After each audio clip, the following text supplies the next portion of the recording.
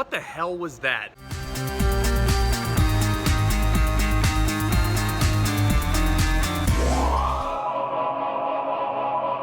Some of you lovely people were telling me how much you loved the instant theater reactions leaving The Batman, which is still the reigning favorite movie of 2022 for me. So as a special treat, I thought I'd give it to you guys again for one of the worst comic book movies of all time. Look, I walked into Morbius earlier tonight not really expecting that great of a movie, especially considering Sony's recent track record with both Venom films, which are mediocre at best. I personally hate both of those movies, but I can certainly understand where people are coming from if they have at least some fun with it. And I'll just say this right now, I would have much rather have been watching at least the first Venom movie over this, because Tom Hardy is an actor who can at least, give you some charisma there. And, you know, I've had my fair share to say about Jared Leto recently, and I'm sure he's going to be saying in interviews how he was all method by studying vampire bats and what have you. I'm not even a minute into this review and I'm already upset. Lucky me. Let's talk about this, guys. Jared Leto, of course, plays biochemist Michael Morbius, who tries to cure himself of a rare blood disease. But when his experiment goes horribly wrong, he inadvertently infects himself with a form of vampirism instead. This should have been so fucking cool. And honestly, guys, looking at the trailer for this film and the look of Morbius, I wasn't really all that excited to check this out, but I at least had some small piece of hope left in me that these action sequences, these could have been really freaking dope. And this is my first issue with Morbius out of many. These action sequences are way too CGI heavy, and they are just an absolute disaster. First of all, because this is a vampire bat-like creature who sucks the blood out of his victims to thrive. This should be f***ing rated R. You would think that third time's the charm for this studio in this day and age, but they still have not learned their lesson. These action sequences were incredibly tame from what they should have been. If anybody has ever read a Morbius comic, I mean, that shit is brutal. I mean, if you really wanted to impress me, go Logan on our asses. Just throw limbs and blood all over the place. But these are the tamest, lightest, shittiest fight sequences you could ever see in a comic book film. Which brings me to issue number 2. The editing really toned down the damage here. And this is also in turn some of the wonkiest editing in general, not just for the action sequences. This entire film, there's a lot of cases where there's a really forced flashback sequence in here. But the way that it is interspliced with something that's going on in the present is just so confusing. And confused is the best way to describe yours truly when I was sitting there in this theater earlier tonight. This story makes absolutely no sense. The character development is literally non-existent. The relationships that exist in here, the romance is incredibly forced. And the villain... Okay, I'll wait until the end to talk about the villain, because there's a lot I need to get into there, which will be spoiler-filled. I'm sorry, guys. I realize my MO is spoiler-free, especially for new films, but you deserve your money. You put it in your wallet. You keep it there. So... for Morbius, I'm gonna spoil some shit because it has to happen. You keep your money and you don't give it to this film. But while I'm on the subject of character development, before I forget, let me talk a bit about Jared Leto's performance in it.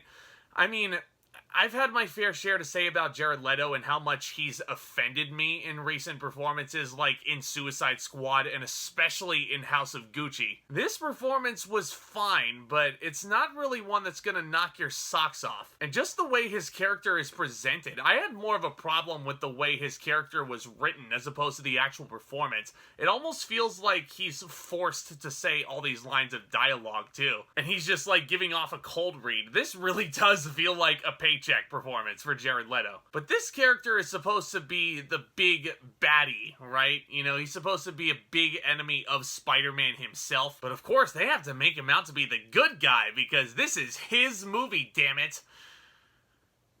Ugh, so frustrating. But I mean, even when he's not the weird vampire killer, whatever he is, he sticks out like a sore thumb in a crowd. He almost looks like Edgar Allan Poe and Jeff Hardy's secret love child. That's just the presence that I'm kind of digesting from it, and that's the vibe I'm getting from him. And he doesn't really feel to me like a hero. You never really want to root for Morbius at any point in time. His character is basically just trying to find a cure for his rare blood disease, and that's about it. You really don't learn a whole lot much else about his character, and the relationships that he forms, incredibly forced. Wade Wilson, this ain't. Because at least Wade Wilson was entertaining. Now guys, I realize that the trailers have been really hyping up Michael Keaton's appearance in this as the Vulture / Adrian Toomes.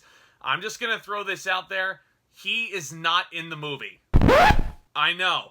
Shocker. So that means that they literally bait and switched you, Michael Keaton fans. But don't worry, if you stay after the credits, there are 2 post-credit sequences, both of which heavily feature Michael Keaton. And that's another thing.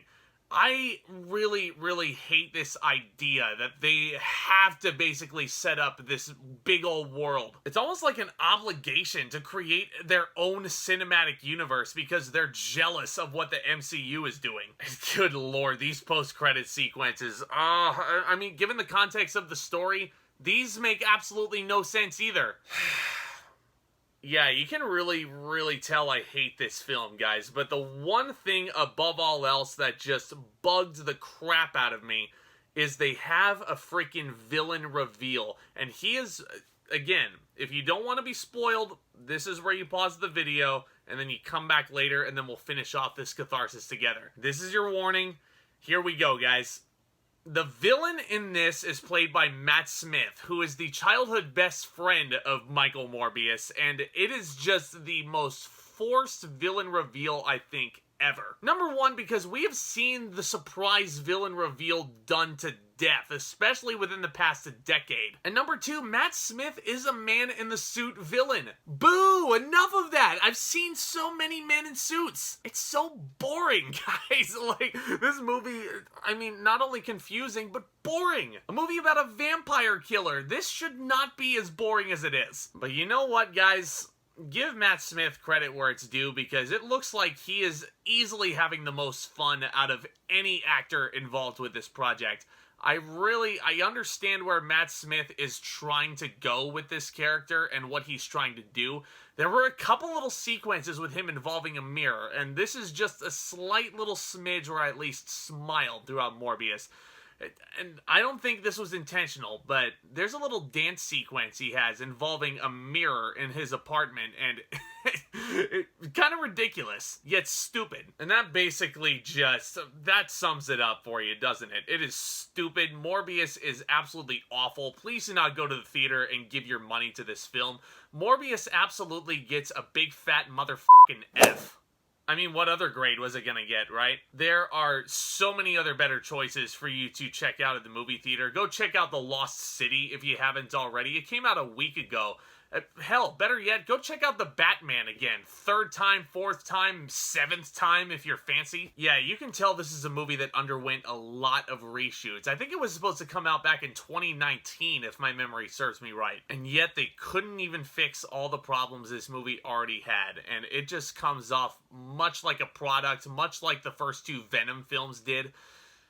I hated this. I absolutely hated it. It's one of the worst films of the year. I told you guys. I told you. Yeah, now I can feel comfortable in saying that Morbius is horrible. But ladies and gentlemen, thank you all so much for taking part in this catharsis with me. Let me know what you thought of Morbius down in the comments section below. You guys can vent as much as you like, and I will listen. And let me know which one Spider-Man villain you really hope is not ruined in a film down the line. As always, guys, I love discussing all brand new things, cinema and entertainment, with you guys on the regular. So if this is your first time visiting the channel today, what the heck are you waiting for? Go ahead and smash that subscribe button along with that notification bell right next to it. That way you guys can always stay in the loop, and feel free to hit that like button as well, as hard as you possibly can. This is incredibly helpful to get this content out there to more beautiful viewers like each and every single one of you, and I am incredibly grateful that I still have your guys' support after all this time. And of course, we're not done yet. Stay tuned for more exciting content hitting my channel very soon. I will be checking out Sonic the Hedgehog 2 next week along with Ambulance. Yes, I will be watching Ambulance, that Michael Bay film. And Everything Everywhere All at Once will be getting a wide release next weekend, so I'm hoping to catch that in between there. But other than that, guys, April is stacked, so I cannot wait to talk all these new projects along with you guys. Y'all are the best. With all that being said, back talk, commence. And don't watch Morbius!